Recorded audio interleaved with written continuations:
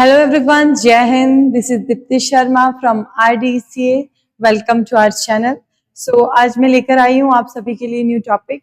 इससे पिछले टॉपिक में हमने पढ़ा था सोलर सिस्टम के बारे में और आज का मेरा टॉपिक रहने वाला है the structure of atmosphere.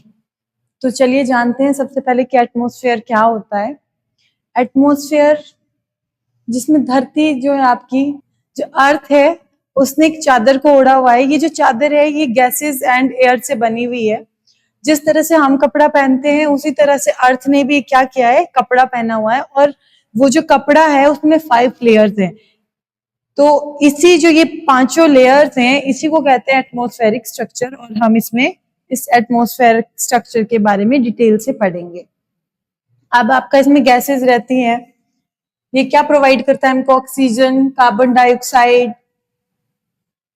And radiation, space, temperatures, ये सारी चीजें हमको इस एटमॉस्फेयर में देखने को मिलती है। अब इसकी नीड क्या है हमको? Why earth need it? Atmosphere की नीड क्या है? Without the atmosphere earth would freeze at night. अगर एटमॉस्फेयर नहीं होगा तो रातें इतनी ठंडी हो जाएगी कि फ्रीज हो जाएगी बिल्कुल, और दिन में गर्मी इतना ज्यादा होगा कि सब कुछ बर्न हो जाएगा। It trap vital warmth via greenhouse effect, protect us from high energy solar UV rays and incoming meteoroids. आपकी जो ओजोन लेयर है वो इसी स्ट्रक्चर में आती है। जो हमको यूवी रेज, जो सन से आने वाली हार्मफुल रेज है, यूवी रेज, उनसे प्रोटेक्ट करती हैं। एंड मीटेरोइड्स, जो आपके टूटता तारा आपको दिखाई देता है, मीटेरोइड्स हमने सोलर सिस्टम में पढ़ा था कि मीटेरोइड्स जैसे ही एटमॉस्फेयर में एंटर करते हैं तो ये बर्न हो जाते हैं और वहीं पे ही खत्म हो जाते हैं। अगर ऐसा नहीं होगा तो ये अर्थ पे आएंगे, यहाँ पे टकराएंगे और इससे हमें प्रॉब्लम होगा। तो यहाँ पर हम देखने वाले हैं कि जो गैसेस है उनकी कॉम्पोजिशन कितनी रहती है। तो सबसे पहले देखिए नाइट्रोजन आपका सबसे ज्यादा 78% है। देन ऑक्सीजन आपका 21% है। कार्बन डाइऑक्साइड 0.03 से 0.03% टू 0.04% तक है। एंड ये जो बाकी गैसेस है थोड़ा बहुत मिक्सचर जो है इन गैसेस का भी रहता है। ये है आपकी एटमॉस्फेयर की 5 लेयर्स। सबसे पहले ट्रोपोस्फियर जो कि 13 किलोमीटर तक है। देन स्ट्रेटोस्फीयर 13 टू 50 किलोमीटर है जिसमें ओजोन लेयर भी पाई जाती है। देन मेसोस्फीयर है 50 टू 85 किलोमीटर, कोल्डेस्ट लेयर ये मानी जाती है। थर्मोस्फीयर 85 किलोमीटर टू 600, जिसको आयनोस्फीयर एंड अरोराज भी इसमें पाए जाते हैं। Exosphere above 600 kilometre space boundary तक। यहाँ से ऊपर जब हम जाते हैं तो यहाँ पे स्पेस बाउंड्री स्टार्ट हो जाती है। इसको याद रख सकते हैं हम TSMTE।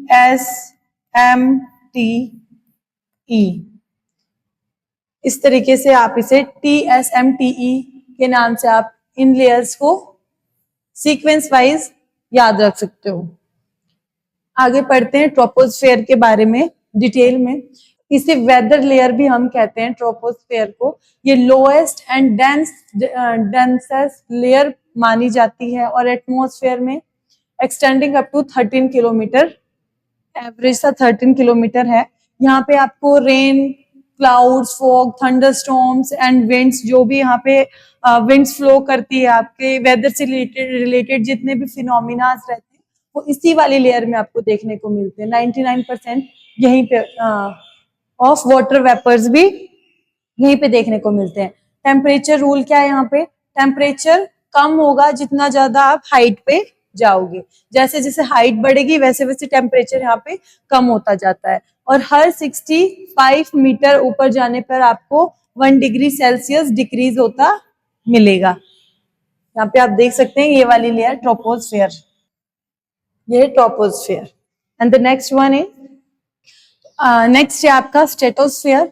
स्ट्रेटोस्फेयर में क्या रहता है? ये 13 किलोमीटर टू 50 किलोमीटर तक एक्सटेंड करता है एंड यहाँ पे कोई भी वेदर फिनोमिना या फिर कोई टर्बुलेंस नहीं होता है, जैसे वेदर या फिर क्लाउड्स नहीं बनते हैं। तो इसी की वजह से ये बेस्ट है जेट एंड एरोप्लेन्स फ्लाई के लिए। यहाँ पे एरोप्लेन्स आपके इसी वाली ये जो स्ट्रेटोस्फेयर है इस वाली लेयर में ही फ्लाई करते हैं। और ये आप देख सकते हैं यहाँ पे ओजोन लेयर, ये जो लेयर है ये हमारी अर्थ को जो सन से आने वाली खतरनाक किरणें हैं, अल्ट्रा वायलेट रेज, जैसे कि आपने देखा होगा आपके घर में आजकल क्या सारे लोग क्या यूज करते हैं, सनस्क्रीन यूज करते हैं ना, कि बाहर जाना है धूप में उससे पहले सनस्क्रीन यूज कर लेते हैं ताकि हमारी स्किन को कोई प्रॉब्लम ना हो। तो वो क्यों करते हैं? क्योंकि ये जो रेज हैं, यूवी रेज हैं, सन से आने वाली, सन से जो यूवी रेज है वो आती है डायरेक्टली अर्थ के ऊपर, अगर आ जाती है तो उससे हमें स्किन एलर्जीज हो सकती है, स्किन में इन्फेक्शन हो सकता है। बट जो ओजोन लेयर है वो क्या करती है, इस ये जो यूवी रेडिएशंस है, इन रेडिएशंस को अर्थ पे आने से रोकती है। तो ये वाली जो लेयर है वो हमें देखने को मिलती है आपके स्ट्रेटोस्फेयर में। देन आता है आपका मेसोस्फेयर। तो अभी आते हैं मेसोस्फेयर में। मेसोस्फेयर में क्या होता है, ये मिडल लेयर है और सबसे ज्यादा जो है कोल्डेस्ट लेयर आपकी मानी जाती है। 50 टू 85 किलोमीटर अबव तक ये एक्सटेंडेड है और सबसे कोल्डेस्ट लेयर है। -90 डिग्री सेल्सियस से यहाँ पे टेम्परेचर शुरू होता है, -130 डिग्री तक चला जाता है। और यहाँ पे आप देख सकते हैं कि जो मीटेरॉइड्स है, मीटेरॉइड से प्रोटेक्ट करते हैं हमारी अर्थ को, ये वाली लेयर। जिसे हमने सोलर सिस्टम में पढ़ा था कि जो मीटेरॉइड्स है वो एटमॉस्फेयर के अंदर आते ही बर्न हो जाते हैं। तो यही वाली वो लेयर है जहाँ पे ये जो है ये बर्न अप हो जाते हैं। शूटिंग स्टार जो आप टूटता तारा देखते हैं वो इसी वाली लेयर का पार्ट है। And the next one is thermosphere. आपकी रेडियो वेव्स, अरोराज इसी वाली लेयर में हमको देखने को मिलते हैं। 85 किलोमीटर टू 600 किलोमीटर इस लेयर की ये जो लेयर है एक्सटेंड है। और आइनोस्फेयर, यहाँ पे क्या है, ionosphere contain charge ions that reflect radio waves back to earth. ये क्या करती है, जो रेडियो वेव्स हैं उनको रिफ्लेक्ट करके वापस अर्थ पे भेजने का काम करती है। और international space station orbit here and beautiful glowing lights called auroras. Auroras इसी वाली बेल्ट में आपको देखने को मिलते हैं। अब आता है आपका एग्जोस्फेयर। एग्जोस्फेयर में क्या है, ये सबसे outer most layer of the earth atmosphere है। 10,000 किलोमीटर तक एक्सटेंड है और इसके बाद ये मर्ज है आउटर स्पेस में, यानी कि इससे ऊपर अगर आप जाते हो तो वहां पे आके स्पेस शुरू हो जाता है और बहुत ही थिन गैसेस यहाँ पे मिलती है आपको। एयर इज एक्सट्रीमली रेयरिफाइड, बहुत कम एयर मिलेगी आपको यहाँ पे। लाइट गैसेस जैसे हाइड्रोजन एंड हीलियम देखने को मिलेगी। Satellites, 100 of artificial weather and communication satellite orbit earth smoothly within this outer frontiers. यहाँ पे क्या है, आपको आर्टिफिशियल सैटेलाइट्स देखने को मिलती हैं। ये जो सैटेलाइट्स आप देखते हैं वो इसी वाले पार्ट्स में मूव करती हैं। तो ये रहते हैं आपके हाई यील्ड पॉइंट्स, जिसमें कि हम पढ़ रहे हैं कि वेदर लेयर आपकी ट्रोपोस्फेयर में रहती है। इसमें आपके बारिश आना, फॉग हो गई, स्टॉर्म्स हो गए, वो सारे इसी में ही कंटेन होते हैं ट्रोपोस्फेयर में। देन ओजोन लेयर, ये स्ट्रेटोस्फेयर का पार्ट है, इसमें जो कि हमें यूवी रेज से प्रोटेक्ट करती हैं। And flight condition, jet aircraft इसी लेयर में प्रोवाइड्स होते हैं। एंड मीटेरॉइड सिग्नल्स, जो मीटेरॉइड को आने से बेल्ट रोकती है वो है मेसोस्फेयर, जिसमें मेसोस्फेयर में आके ये बर्न हो जाते हैं मीटेरॉइड्स। एंड थर्मोस्फेयर जो आपकी लेयर है उसमें क्या होता है, रेडियो वेव्स रिफ्लेक्ट होके वापस अर्थ पे जाती है। अब रहते हैं आपके कुछ क्वेश्चंस जो आपके सैनिक 6 के एग्जाम के पर्पज से इंपॉर्टेंट है। तो अभी रहता है कि which layer contain the ozone layer, इसमें से आपका रहेगा stratosphere. And the next one is meteoroids burn up upon entry mesosphere. Mesosphere में आने से ही वो क्या हो जाते हैं, बर्न हो जाते हैं।